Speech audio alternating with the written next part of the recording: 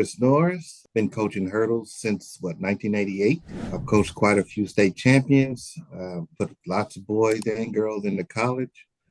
I was a previous state champion. My brother was a state champion, and even my son was a state champion. We are in several Hall of Fames, including getting inaugurated again last year in the class of 2024 for the Indiana Sports Hall of Fame. Right now, I coach at Zionsville High School, but I do quite a bit of private coaching, and most of the top hurlers do come to me. I got guys coming from out of state, Ohio, Illinois, Kentucky, Michigan, you name it. And I got a daughter who is presently a javelin thrower at Rutgers University. My son graduated again here this past summer. Got 2.5 degrees. He's done with his sports career. Just got his first job living in South Carolina, Hilton Head. He's doing okay. All right. I'd say so. That's a check your resume. So clearly you love the sport, right? Being a Hall of Famer yourself. And so again, for a lot of athletes, they don't necessarily think about coaching, or maybe they're not that good at it. So what drew you to wanting to be on the other side and coach athletes?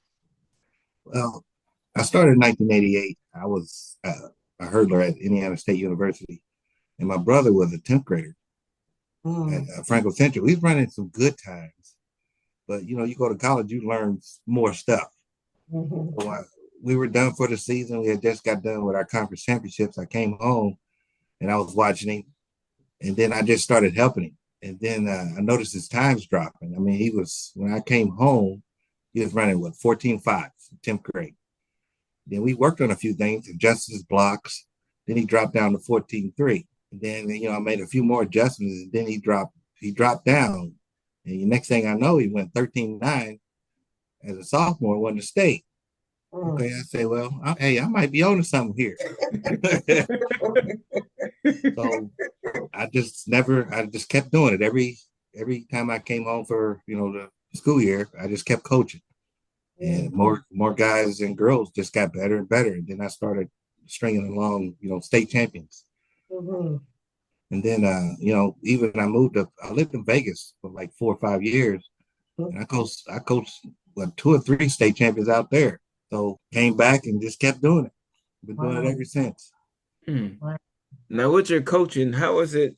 You've been coaching since '88. We old, brother. We old. Yeah, I wasn't back in '88. Yeah, we old. I was still in my prime. I was just getting there. But how is it? How have you evolved over this time in terms of your coaching and the philosophies and things that you do? I think the biggest thing I learned from coaching all this time is you cannot coach everybody the same.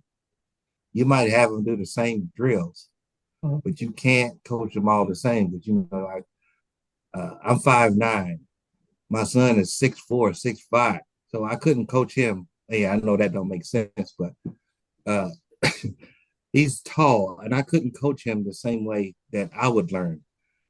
Some of my hurdlers, like the guy from Chitar, Phoenix, he's like 5'7". I wouldn't coach him like I would like a Sam Long. He's like almost 6 feet tall. He's going to Butler. You do the same drills, but you look for different things when you coach, various sizes, shapes. You look at their mistakes, look at what they're good at, and you just kind of make adjustments. I'm with you. How do you balance the technical aspect? Again, hurdle coach, very technical, but alongside with physical conditioning. I see what a lot of the new techniques, what people are using, what people have advanced to. And, over the last couple of years, I introduced what's called bands, which really help you keep your arms in a certain position. Like I said, learning over the past and seeing what people are doing now, I just kind of evolved with the times. Okay. Now, when you're being at the high school, you have that's a unique situation because you have some people who are brand new to the sport, and some people who are a little bit more of a veteran. Right. how do you cater to those newcomers? How do you bring them along in terms of getting involved and mastering the hurdles? I have my own training facility in Lawrence right now, so I bring the newbies. They come to see me now. Well, the indoor season doesn't really start to February, so they're coming now to learn, so they can be seasoned by the time the season starts. Okay. And where they are. And so share with us, I mean, you have a lot of successes, a lot of athletes who are state champions. And so within this past year, has there been an athlete that kind of exceeded expectations, had a rough start, and then it's just like at the end they blew it out the park, did more than what you expected? I would probably say Phoenix is probably the biggest. Phoenix he was already a star, but I saw so much more potential in him, especially in the 300 hurdles. He just wasn't pursuing them correctly. So we spent a lot of time, in one-on-one private, just learning how to run 300 hurdles. He started out with 38, 39 seconds. And he got down to 36 seconds at the state meet. And I was just telling his coach the day before yesterday, I said, I think he could really be a contender for that top spot this year because he's a very strong 400 runner. I mean, he runs like a 46 flat open 400 on the relay. So, I think he has untapped potential. Mhm. I know the guy from Franklin Central, my old high school. I've spoken to him quite a bit. I think he can give him a run for the money. Now, with some of the athletes that you work with, how do you help them kind of support themselves throughout the season in terms of staying injured, not being injured and staying healthy throughout the season? Well, I try to help with workouts.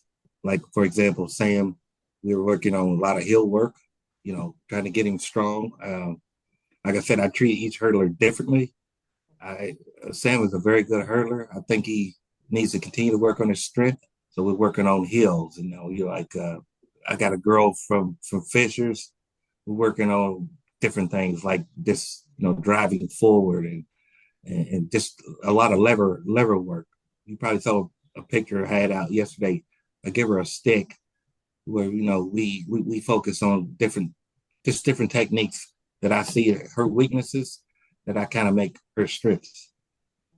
So I spend a lot of time talking to these athletes either through text or their folks, just letting them know they need to be doing this, they need to be doing that.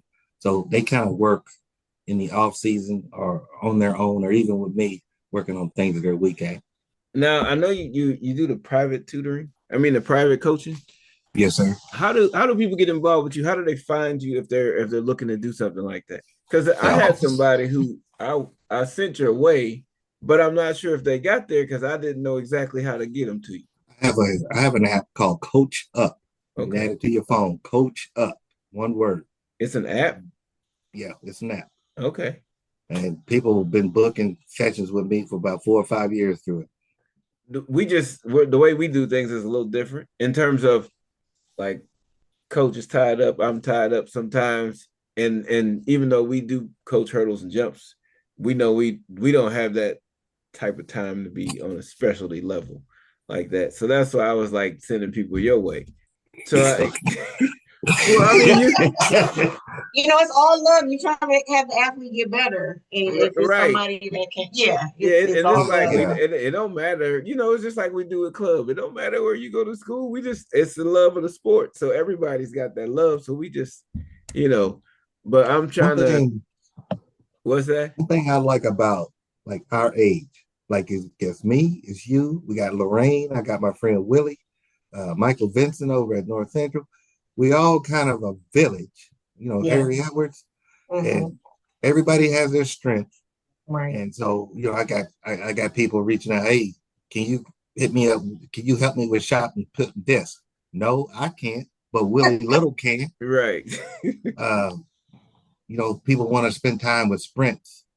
Well, I like to focus on hurdles, but Lorraine Ellums, she focuses on sprints. So I pass a lot of people her way. I mean, we all been doing that for a long time. And the thing with Lorraine, I even took my daughter out there to Lorraine. Because even though I've been doing this for years, she can't listen to me. So I was like, okay. Coach Ida takes it. Like I let Yeah, everybody else coach her but yeah, me. So yeah. That picture I posted yesterday, that's her daughter. She sent to me. So, we go back and forth. Everybody we just pass it around. It's that village we got. Yeah, yeah. absolutely. Now, do Absolutely. you still do your hurdle camp? Yes. Me and Willie been talking about doing a combo camp, but UND has a new uh, head coach. So the relationship is not there like it was. Mm-hmm. So we're doing what we can, trying to find facilities and spots. I do have a facility in Lawrence Township. I'm probably going to do like small setting camps, Mhm, like 3 or 4 people at a time versus a large group like we mhm, had that one time you guys came. Yeah. We do what we can. A lot of high schools are getting their own like indoor tracks, indoor arenas. So we're going to see what kind of arrangements we can make and kind of combo camps we can do together. mhm. Okay. I'm just curious because I'm always trying to, we're always looking to help kids out. So we know you're an extremely valuable resource when it comes to hurdles. Absolutely. So we wanted to make sure we got you Yeah. on here and people knew who you were and what you had to offer. Because that's something that's I think is extremely important. Like we had Lorraine on Mhm, here, we had Willie on here. We mhm. want the specialists Yes, for people to know who the specialists are. absolutely. And how to Yep. get a hold of, how to get in contact with them for sure. Right. Yeah. Absolutely. Yeah. Back in the day, I used to have my own little track club called the Fisher's Fire. We I remember. remember Yeah. that name. Yeah. Well, yeah. But I've always seen you around with the storm. Yeah, absolutely. So, Yeah. Yeah. Fisher's Fire used to go against the storm, used to go against the Yes. cheaters. I mean, it was every weekend thing. So Yes. I'm sorry. I apologize for You that. just threw that wrench in there like this and Somebody threw it told off. me a lie. You yeah, all kind of stuff. We need to know who that was and put him in a headline because I'm gonna what? point him out. I'm gonna point him out. I'll show you. Listen. Yeah, I'll point him out to you. Oh man. Well, coach, if you had any kids if we were Yeah. college coaches looking at some of your kids on your team, or just some of the kids Yeah. you work with, who would be some kids you maybe point out for the college coaches to take a look at? I've been on the road for a while. I mean, every kid I work with, they've gone to the next level. I got 2 Zionsville hurdlers that are they're not committed yet, but they will be. I think they're both going to be DePaul candidates.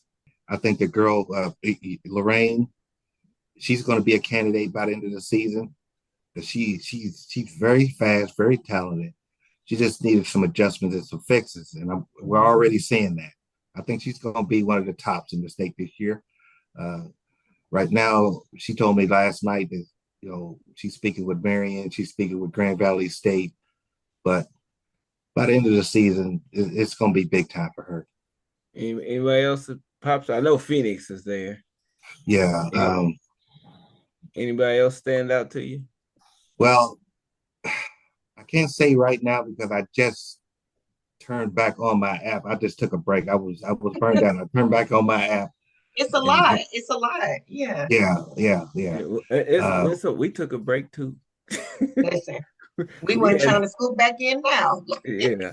Yeah, as soon as I turned it back on, I've been getting hit. So I don't Yeah. know who's gonna continue because people their priorities change.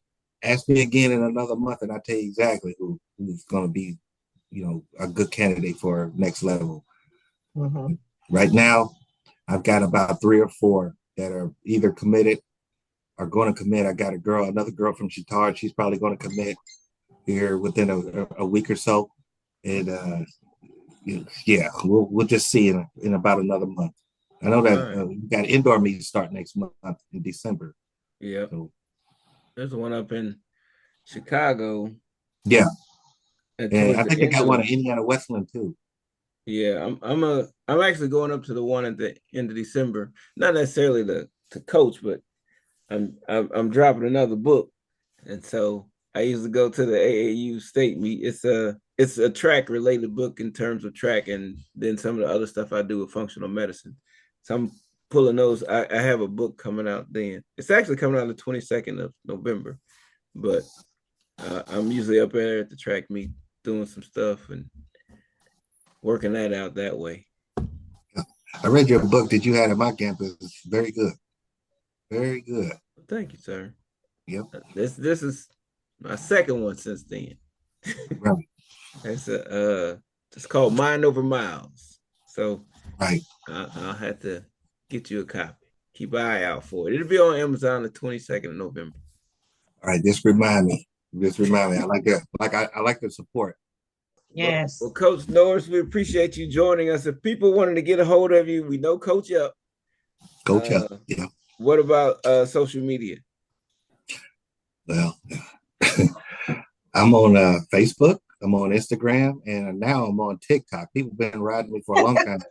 You need to get on TikTok. I was like, well, I'm too old to be on all this social media. But I finally on TikTok. I start posting my hurdle videos on there, and that's kind of taken off too. So, what's the handles for those for the Instagram and TikTok? Okay, Instagram is Infinia Indy, and on TikTok it is the Hurdle Whisperer. Okay. Look, see, I told you, and I didn't even know you had a TikTok, and I called it at the beginning. I like that. All right. Well, Coach, you have a good one. We'll look forward to seeing you. You know, the season's rolling up, so we'll be seeing you, I'm sure. And then maybe we get together on doing something else with your hurdle camp. I'm gonna. I was talking to Willie, and I said I wanted to bring him and definitely you to come back because I like how you spoke to the kids, and they needed to know things like that. I focus so much on hurdles, but you gave it a total different spin. It's very important, you know, on rest, on eating, on nutrition, and things like that. That's very important, and I appreciate you passing out those books for those kids because I know some of them still have them because they told me. So, well, that's good. That's good. Yeah, when me and Willie get things figured out, you two, both of you, will be coming to my camp. Sure. All right. Appreciate you. Yes, sir. Yes, ma'am.